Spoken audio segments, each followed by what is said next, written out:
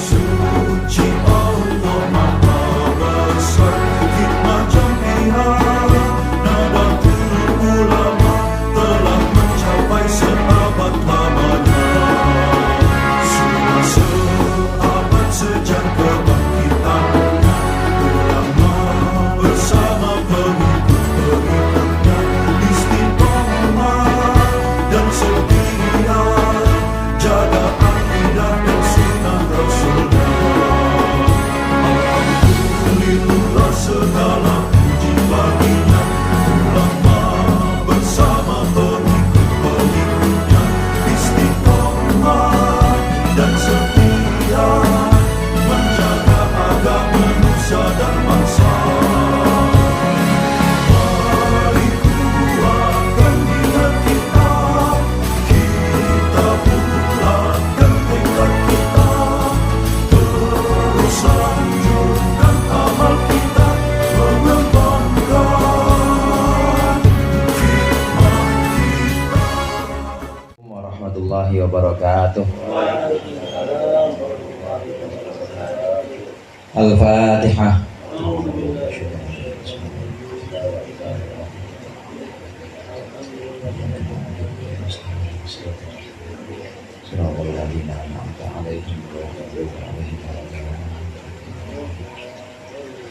Alhamdulillahi bil jalali wal ikram ala ma akmalahu min dinil Islam.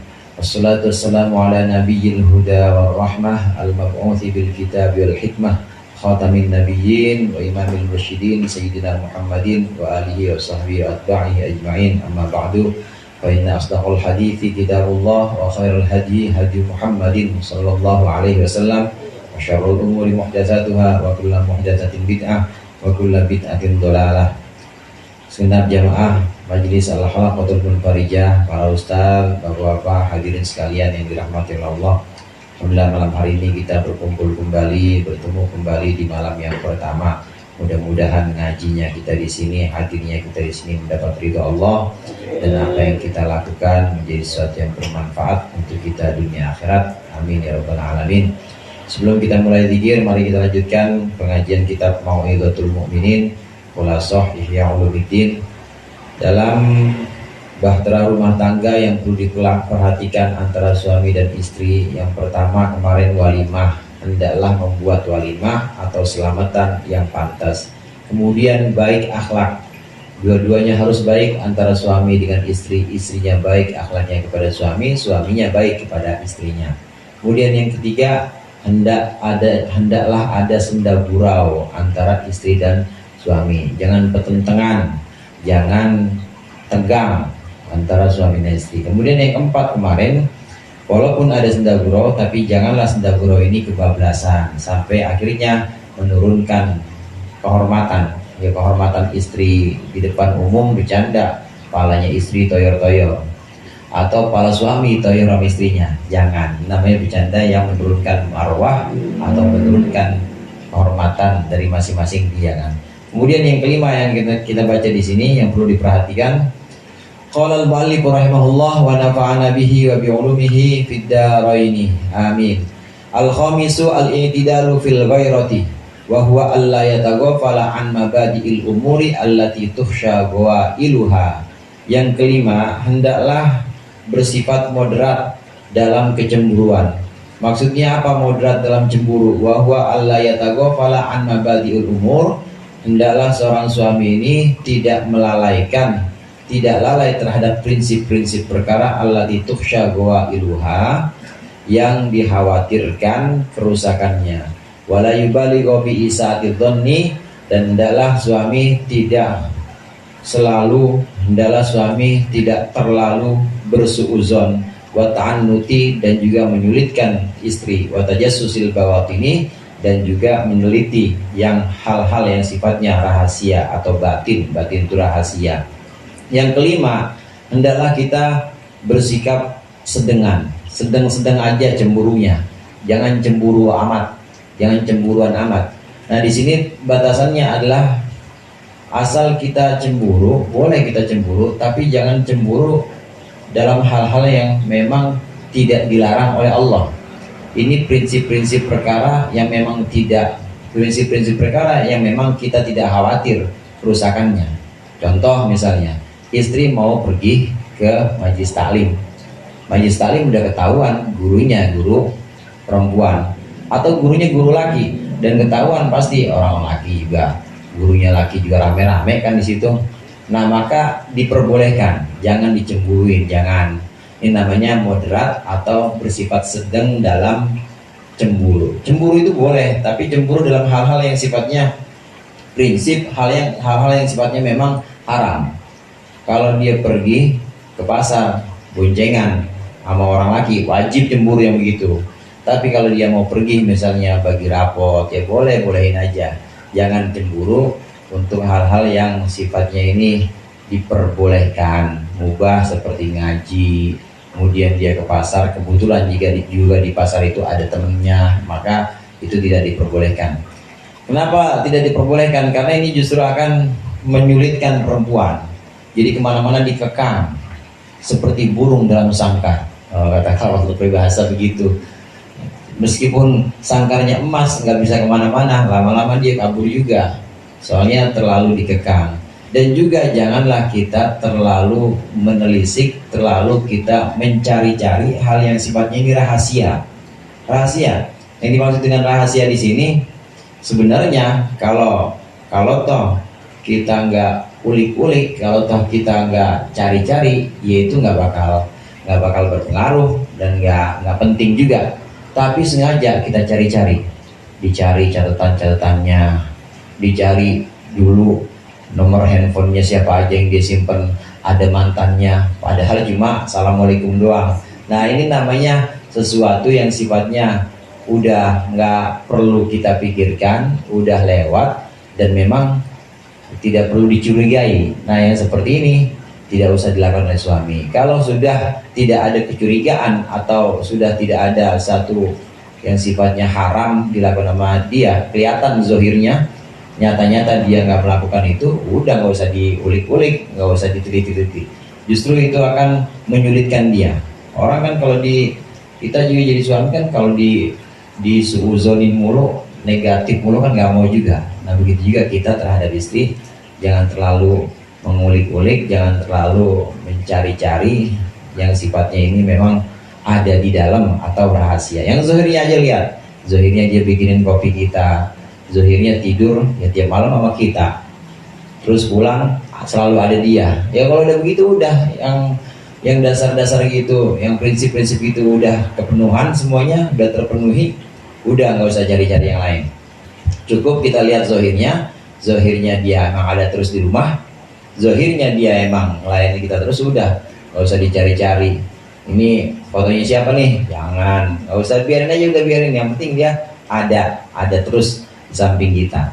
Ini yang dimaksud, jangan mempersulit istri, jangan mempersulit pasangan kita hanya karena untuk mencari-cari kesalahan dia, itu jangan. Faqad naha Rasulullah sallallahu alaihi wasallam an tutba'a auratun nisa. Dan sungguh Rasulullah melarang untuk mengikuti atau mencari-cari celah, mencari-cari auratnya perempuan, maksudnya celahnya perempuan. Wa fi riwayatin antub gota an-nisa. Dalam satu riwayat istilahnya di sini redaksinya bukan antub doa tapi antub gota. Rasulullah melarang kita para suami ini jangan mencari kesalahan-kesalahan perempuan.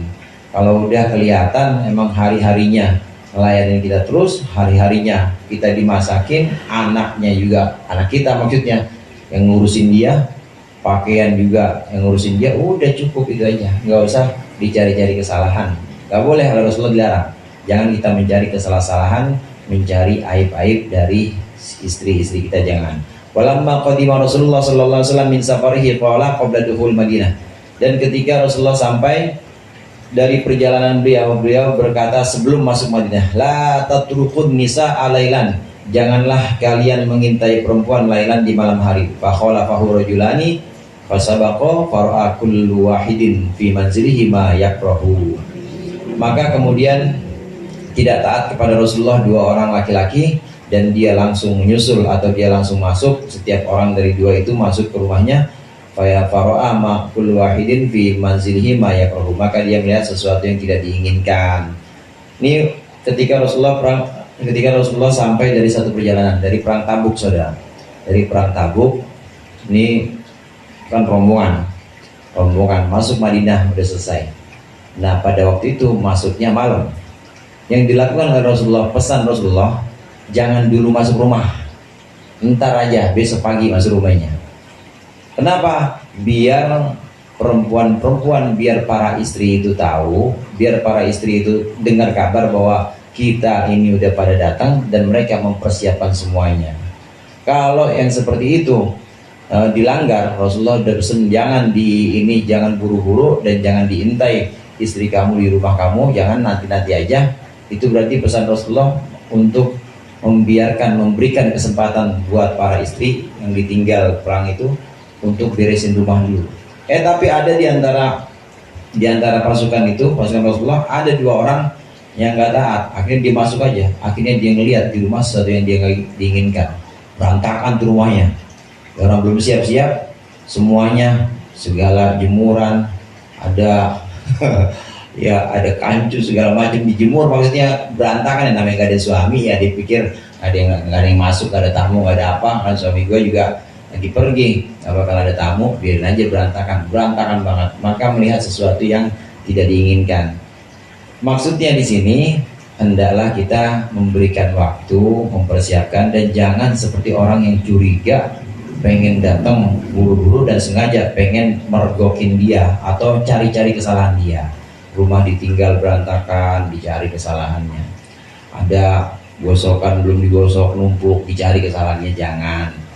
Ini yang diajarkan oleh Rasulullah supaya kita ini tidak menyulitkan, tidak mempersulit perempuan. Wa fil hadithi inna minal ghairati ghairatan yubghiduhallahu azza wa jalla.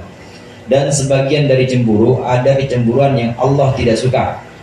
Wa hiya ghairatur rajuli ala ahlihi min ghairi raibatin, yaitu cemburunya seorang laki-laki kepada istrinya min ghairi raibatin, dengan tanpa kecurigaan.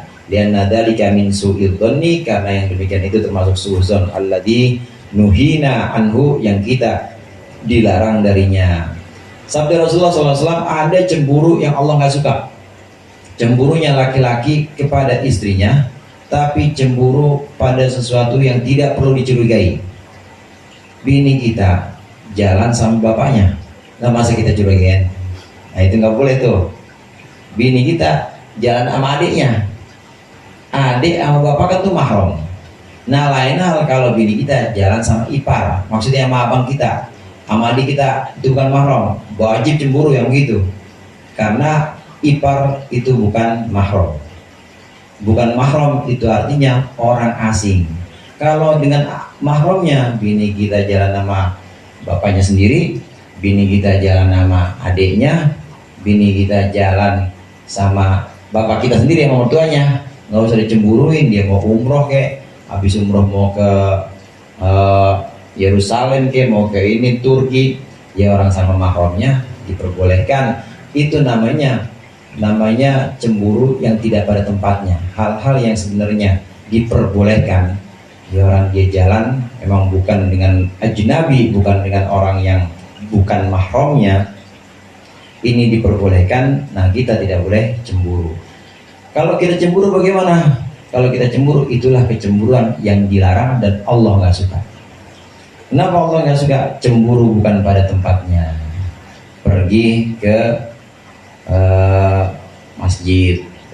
masjid dan memang udah aman dari fitnah. Maksudnya aman dari fitnah di sini, jamaah perempuan yang lain banyak, ya udah gitu. Walaupun yang ngajar laki-laki, yang namanya laki-laki itu mukanya bukan aurat pak, bukan aurat. Oleh karenanya perempuan, istri kita ngelihat muka gurunya itu nggak dosa, karena laki-laki mukanya bukan aurat. Kalau laki-laki mukanya aurat, pasti Bang Eeng pakai cadar, soalnya aurat. Nah yang mukanya aurat itu apa? Perempuan. Jadi ibu-ibu atau perempuan boleh lihat muka laki-laki, itu boleh, nggak haram. Apalagi yang dilihat orang alim, apalagi yang dilihat gurunya. Yang kekhawatiran seperti ini yang tidak pada tempatnya, inilah kecemburuan yang tidak diperbolehkan oleh agama Islam. Inilah kecemburuan yang Allah tidak suka. Nah, bagaimana cemburu yang boleh? Nah, ini cemburu yang boleh. Wa amal ghairatu fi mahalliha fala budda minha wa hiya mahmudatun wa dzalika fi raibati.